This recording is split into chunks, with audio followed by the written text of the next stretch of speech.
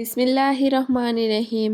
Hello everyone, আসসালামু আলাইকুম। কেমন আছেন সবাই? আশা করি আপনারা অনেক ভালো আছেন। আমিও আলহামদুলিল্লাহ আপনাদের দোয়ায় অনেক ভালো আছি। বরাবরের মতো আবারও নতুন একটা ভিডিও নিয়ে হাজির হয়ে গেলাম আমি সুমি, কুমিল্লা জেলা থেকে। বাড়তি খরচ করে সচ্ছলভাবে চলতে পারে সবাই, কিন্তু অল্প টাকা দিয়ে হিসাব করে একটা সংসারকে চালিয়ে নেওয়ার ক্রিয়েটিভিটি সবার থাকে না। তো আজকে আপনাদের সাথে ওই বিষয়টা নিয়ে শেয়ার করব, যেভাবে আমি আমার সংসারটাকে অল্প আয়ে অল্প খরচ টাকা দিয়ে কিভাবে চালাই, আর হচ্ছে এই এই অল্প টাকা থেকে আমি কিভাবে সেভিংস করি বুদ্ধি খাটিয়ে, সব কিছু থাকতেছে আজকের এই ভিডিওতে। আমি সব সময় আমার সংসারের বাজার খরচ বলেন, তারপরে হচ্ছে সব কিছু থেকেই আমি 10-5 টাকা করে সেভিংস করার চেষ্টা করি। কারণ সেভিংস না করলে মানুষের জীবনে একটা সময় যখন মানে টাকা পয়সার প্রয়োজন পড়ে, হঠাৎ করে আপনি দেখবেন যে আপনার দিন চলতেছে, সময় যাইতেছে ঠিকঠাক মতো, হঠাৎ করে কোনো না কোনো একটা বিপদ ঘটে গেল বা কোনো না কোনো একটা সময় প্রয়োজন হয়ে গেল আপনার টাকা পয়সার। তখন কিন্তু আপনার আত্মীয়স্বজন বা হচ্ছে প্রতিবেশী যারা আছে সবাই কাছে চাইলে পাইবেন, পাইতেন না যে তা না, কিন্তু সবার কাছে কিন্তু সবসময় টাকা থাকে না। আমার জন্য তো কেউ টাকা নিয়ে বসে থাকবে না। তো তখন কি হয়, বিপদের মধ্যে কিন্তু হিমশিম খেতে হয়। তো সেই জন্য আমি মনে করি 10 টাকা হোক 5 টাকা হোক, এই টাকাটা জমিয়ে রাখাটাকে ছোট মনে করবেন না। কারণ ছোট ছোট আয়ে কিন্তু বড় একটা আয়ের অ্যামাউন্ট হয় একটা সময়। আর ছোট টাকার বিপদের সময় যে মূল্যায়নটা পাওয়া যায়, পরে কিন্তু লক্ষ লক্ষ কোটি কোটি টাকা দিয়েও কোনো কাজে আসে না। বিপদের সময় আপনার 10 টাকা যতটুকু কাজে আসবে। তো ঘুম থেকে উঠেই হচ্ছে আমি আমার বাচ্চাদেরকে নাস্তা বানিয়ে খাওয়ালাম।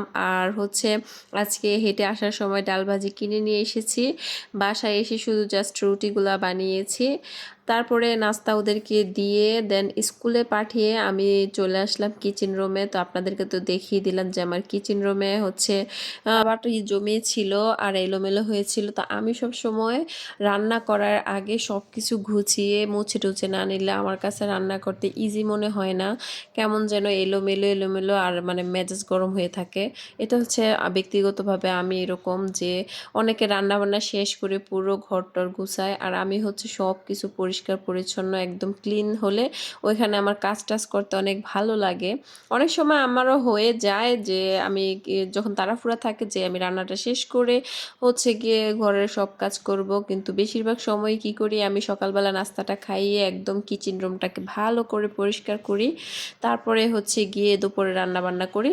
রান্না করার পরে কিন্তু আমার তেমন বেশি কাজ থাকে না, হালকা করে মোছা দিলেই হয়ে যায়। তো আজকের নাস্তা বানানোর পরে খেয়াল করলাম যে আমার চুলাটা অনেকটা ময়লা হয়ে গেছে। বেশ কয়েকদিন ধরে চুলাটা ভালো করে পরিষ্কার করতেছি না, যা শুধু উপর দিয়ে একটা ন্যাকড়া দিয়ে প্রতিদিন মুছে ফেলি। তো আলগা তেলটা মুছে যায়, কিন্তু সাইডে যেই মানে তেল চিটচিটে ভাবটা জমে থাকে ওইটা হচ্ছে উঠে না। তো ওইগুলো বেশি জমলে কিন্তু হচ্ছে স্টিলের যেহেতু চুলা, এগুলো ঝংকার ধরে যায়। তো ঝংকার ধরলে কিন্তু চুলাটা তেমন বেশি দিন চালানো যায় না। আমার এই চুলাটা ব্যবহার করার আগে আমি এর আগে একটা চুলা ব্যবহার করছি প্রায় হচ্ছে গিয়ে 8 বছর, 8.5 বছরের মতো। তো ওই চুলাটা আমার গ্লাসটা ফেটে গিয়েছিল, এটা গ্লাসের ছিল, কিন্তু চুলাটা দেখতে একদম নতুন ছিল। তো আমার বাড়িতে অনেক বড় অনুষ্ঠান হয়েছিল, বড় বড় কয়েকটা পাতিল বসানোর কারণে চুলার গ্লাসটা ফেটে গেছিলো। তো আমার হাজবেন্ড বলতেছে যে না, এত রিস্ক নিয়ে ওটাতে রান্না করার দরকার নেই। তো ওটা আমি গ্রামের বাড়িতে রেখে দেন এটা আমি কিনে নিয়েছি। তো এটা হচ্ছে কিনেছি প্রায় 2 বছর হয়ে গেছে। তো আলহামদুলিল্লাহ ভালোই চলতেছে, আশা করি যে বাকি দিনগুলা ভালো যাবে। তো আমি এখানে চুলার যে স্ট্যান্ডগুলো আছে এগুলো ভালো করে মেজে পরিষ্কার করে নিতেছি, কারণ হচ্ছে এগুলোর মধ্যে যে ভাতের মাড় দেন ডালের ফেনা অনেক কিছুই তো আছে পড়ে থাকে, এগুলা মানে শক্ত শক্ত হয়ে লেগে গেছে। তো আমি প্রথমে একটু পানি দিয়ে ভিজিয়ে নিয়েছিলাম, তারপরে তারের জালিগুলা দিয়ে মাজার কারণে একদম সুন্দরভাবে উঠে গেছে। তো আমি কিন্তু আমার সংসারের কাজগুলো এভাবে গুছিয়ে করি, আমার সারাদিন কাজে লেগে থাকতে হয় না। আমি একটা সময় টার্গেট নিয়ে ঘরের সব কাজ করি।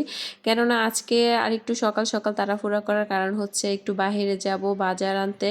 আর আমি আমার সংসারের বাজার খরচ থেকে কিভাবে টাকা সেভিংস করি অবশ্যই সেটা আপনাদের সাথে শেয়ার করব। অনেক আপুদের আশা করি যে উপকারে আসবে। তো জানতে হলে পুরো ভিডিওটি কন্টিনিউ করবেন, স্কিপ করবেন না। আর হচ্ছে প্লিজ আরেকটা কথা আপনাদের কাছে, যে আপনারা আমার ভিডিওটা দেখা শুরু করছেন এই পর্যন্ত, যারা আমার সাথে আছেন, যদি যারা লাইক দিয়েছেন তাদেরকে অসংখ্য ধন্যবাদ। আর যারা এখনও একটা লাইক দেননি, প্লিজ একটা লাইক দিয়ে বাকি ভিডিওটা শেষ করবেন।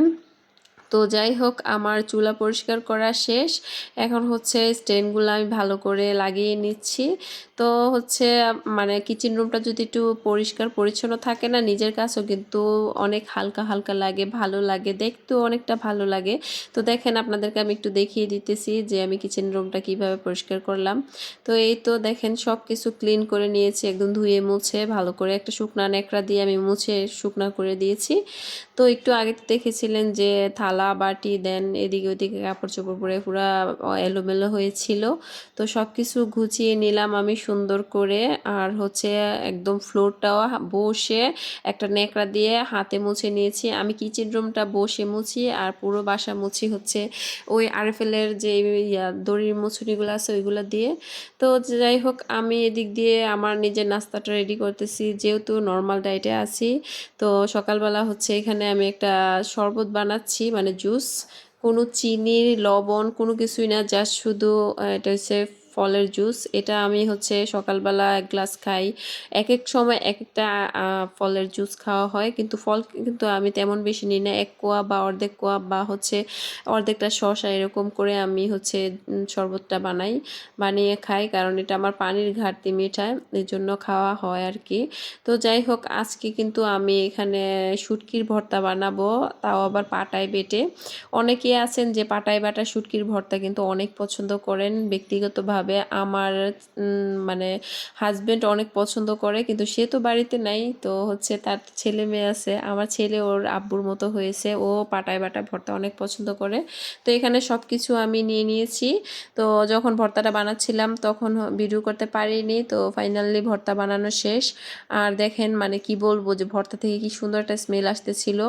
অনেকে হচ্ছে পাটায় বাটা ভর্তা অনেক পছন্দ করেন। আর সবচেয়ে মজার বিষয় হচ্ছে ভর্তাটা বানানোর পরে পাটার মধ্যে কয়েকটা গরম ভাত মেখে খেতে, মানে পাটায় মাখা ভাত যেটাকে বলে, অনেক মজা লাগে। কিন্তু ছোটোবেলা আমার আম্মুর হাতে খেতাম। তো আজকে সিম্পল রান্না বান্না। আমি প্রতিদিন মানে একদম যে বড়লোকি খানা খাই ওরকম না, যেহেতু মধ্যবিত্ত ফ্যামিলির মানুষ, আমার সবই খেতে হয়। আমার কথা হচ্ছে, আমার হাজব্যান্ড আমাকে যে টাকাটা দেয় এই টাকাটার ভিতরে আমি আমার সংসারটাকে সুন্দরভাবে চালাবো, এটা হচ্ছে আমার মূল টার্গেট। আর যদি মানে বুদ্ধি খাটিয়ে এখান থেকে আমি 10-5 টাকা আয় করতে পারি, সেটা তো আমার জন্য অনেক ভালো। তো যাই হোক, ক্যাচকি মাছ রান্না করব। তো মাছ অল্প পরিমাণ ছিল, তাই এখানে একটা টমেটো আর হচ্ছে কয়েকটা আলু কুচি কুচি করে কেটে দিয়েছি। তো সেজন্য মাছের পরিমাণটা, মানে তরকারির পরিমাণটা একটু বেড়ে যাবে। তো যাই হোক, এখানে হচ্ছে আমি এটা কষা মশলা দিয়ে হচ্ছে গিয়ে কষায় বসিয়ে দিলাম। আর এইখানে একটা মিস্টেক করে ফেলেছি, আপনাদের সাথে বলতেছি। আমি এই যে এখানে ভাতটা নাড়া দিয়ে হচ্ছে গিয়ে আমি রুমের ভিতরে চলে গেছিলাম খাটটা গুছানোর জন্য, যেহেতু বাজারে যাব। কিন্তু এদিক দিয়ে হচ্ছে আমার আয়সা দেখি যে আমার সবগুলো তরকারি পুড়ে গেছে, নিচ দিয়ে লেগে গেছে। আমার এরকম ভুল কখনোই হয় না। পরে কড়াইয়া চেঞ্জ করে হচ্ছে গিয়ে আমি আরেকটা কড়াইয়ের মধ্যে বসিয়ে দিয়েছি। তো হচ্ছে গিয়ে তরকারিটার কালারটা ওরকম ভালো আসেনি, কেননা ওইখানে পুড়ে গেছিলো, কিন্তু এখানে আবার অল্প মশলা দিয়ে কষাইছি। যাই হোক, আমার এরকম ভুল কখনোই হয় না, লাইফে ফার্স্ট টাইম হয়েছে। তারপরেও হচ্ছে গিয়ে কপাল ভালো যে মাছগুলো দেওয়ার আগে ওইগুলা মশলাগুলো পুড়ছিল, যদি মাছগুলো সব পুড়ে যেত তাহলে তো খবর হইতো। আমার এতগুলো টাকার মাছ, মানে প্রায় এখানে কিন্তু 100 টাকার কাচকি মাছ, তো মাছগুলা হয়ে যেত। আর আমার ছেলে বইলা গেছে যে আম্মু আজকে কাচকি মাছ রান্না করো, তা ফ্রিজে আর কাচকি মাছ নেই। তো যাই হোক, আলহামদুলিল্লাহ যে মাছগুলো দেওয়ার আগে মশলাটা পড়ছে। তো পরে আরেকটা কড়াইয়ের মধ্যে রান্না করে নিয়েছি। আর তারপরে হচ্ছে ছেলের স্কুলে গেলাম, স্কুল থেকে বাজারে গেলাম, বাজার করে বাসায় ফিরে আসলাম। তো এখন হচ্ছে আমি আপনাদেরকে আমার বাজারগুলো দেখিয়ে দিতেছি। এখানে প্রথম কিন্তু আমি 1 কেজি চিনি দেখাইছি। তারপরে হচ্ছে এখানে এগুলাকে কি সেনা আটা বলে। হ্যাঁ, আপনারা যারা সরকারি চাকরিজীবী তারা তো অবশ্যই আটাগুলো চিনেন, আর যারা চিনেন নাই তাদেরকে আমি চিনিয়ে দিচ্ছি। এগুলো হচ্ছে যারা সরকারি চাকরি করে তাদের হচ্ছে রেশনের আটা। তো এই আটাগুলা হচ্ছে যারা সরকারি চাকরি করে তারা পায়। তো যাদের বাড়ি অনেক দূরে তারা কিন্তু এই আটাগুলা কি করে বিক্রি করে ফেলে, মানে আটা শুধু আটা পায় না, তারা রেশনে কিন্তু অনেক কিছু পায়, ডাল, তেল, চিনি, আটা এরকম। তো আমার এক মামা আছে, হ্যাঁ, তো হচ্ছে গিয়ে মামা বলতে না, আমার আম্মার চাচাতো চাচাতো ভাই এরকম। পরে আমার আম্মা মামাকে এরা কিছুদিন আগে মামা বলতেছে যে তোমার মেয়ে তো এখানেই থাকে, তোমার মেয়ে যদি এগুলো নিতে চায়, অনেকেই তো কিনে নেয়, তাহলে নিতে বললো। তো যাই হোক, আম্মু বলছে, বলার পর আজকে 2-3 মাস ধরে আমি এগুলো নিয়ে আসি। তো আজকে হচ্ছে নিয়ে আসলাম। তো এখানে আমার কয় কেজি, 4 প্যাকেটে 8 কেজি আটা, দেন 1 কেজি চিনি। আমার কাছে টাকা রেখেছে মাত্র 420 টাকা। তো আমার আটার কেজি কিন্তু 40-45 টাকা কেজি পড়ছে, চিনি পড়ছে 100 টাকা। তো দেখেন, এখান থেকে কিন্তু আমার অনেকটা টাকা সেভ হয়ে গেছে। তো আসলে সংসারের বাজার খরচ থেকে কিন্তু এভাবে সেভ করতে হয়, বুঝে শুনে বাজার করলে। আর হচ্ছে টেকনিক করে যদি সব কিছু করেন, তো আপনি বাজার খরচ থেকে, আপনি ঠিক আছে একজন হাউস ওয়াইফ, আপনার আলাদা বাড়তি কোনো ইনকাম নাই, কিছু নেই, কিন্তু আপনি চাইলে আপনার সংসারের টাকা পয়সা থেকেও আপনি 10-5 টাকা করে বছর শেষে লক্ষ লক্ষ টাকা সেভিংস করতে পারবেন, যদি আপনি বুদ্ধি এবং পরিশ্রম করে চলতে পারেন। তো যাই হোক, ওইগুলা তো দেখাইলাম, এখন বাকি যে বাজারগুলো আনছি ওইগুলো দেখাচ্ছি। এই যে দেখেন, আজকে কিন্তু আমি কলা থেকেও আমার কিছু টাকা সেভ হয়ে গেছে। যেমন আমাদের বাসার নিচে হচ্ছে 120 টাকা কুড়ি কলা বিক্রি করে, দেন আমি মেন বাজার থেকে এনেছি 80 টাকা কুড়ি কলা। তো এখানে আমার 40 টাকার মতো সেভ হয়েছে। তারপরে হচ্ছে আমাদের বাসার সামনে যে মুদি দোকান আছে, ওইখানে 1 লিটার সয়াবিন তেল বিক্রি করে 200 টাকা। আমি মেন বাজার থেকে আনছি 190 টাকা দিয়ে, এখানে আমার 10 টাকা সেভিংস হয়েছে। তারপরে হচ্ছে এখানে আমার একদম ফেভারিট হচ্ছে কাচকি শুটকি। এই শুটকিটা আমার এত পরিমাণ ভালো লাগে যা বলে বোঝানোর মতো না, তো ওইটা নিয়ে এসেছি। আর হচ্ছে এখানে আনছি বাঁশপাতা শুটকি বলে, জানি না কোন দেশে, মানে কোন জেলাতে এটাকে কি নামে চিনে, আমাদের এলাকাতে হচ্ছে বাঁশপাতা শুটকি বলেই, মানে শীতল যেটা। আর সবজি বাজারে তো আগুন, মানে কি বলবো, এত পরিমাণ দাম সব, মানে শাকসবজি। এই যে করলা এনেছি 100 টাকা কেজি, তো একটা করলা আমার প্রায় 30 টাকার মতো এসেছে। আর হচ্ছে এখানে আনছি আধা কেজি পটল। তো আমি সবজি, সব রকমের সবজি একটু একটু করে আনার কারণ হচ্ছে এক এক দিন এক একটা রান্না করব, যেহেতু এখন সবজি বাজার আগুন, মানে অনেক দাম চলতেছে। তো সব সবজি আমি আধা কেজি করে নিছি, যেন আমি কয়েকদিন আর বাজারে না যেতে হয়। আর হচ্ছে এক এক দিন এক একটা আইটেম দিয়ে, আমি বাসায় মাছ আছে, একদিন পটলটা দিয়ে রান্না করব, আরেকদিন কাঁকরোল দিয়ে, সিম এনেছি এখানে। তারপরে হচ্ছে কাঁচা টমেটো নিয়ে এসেছি, কাঁচা টমেটো, সিম, আলু দিয়ে এটার কম্বিনেশনটা আমার কাছে খুব ভালো লাগে।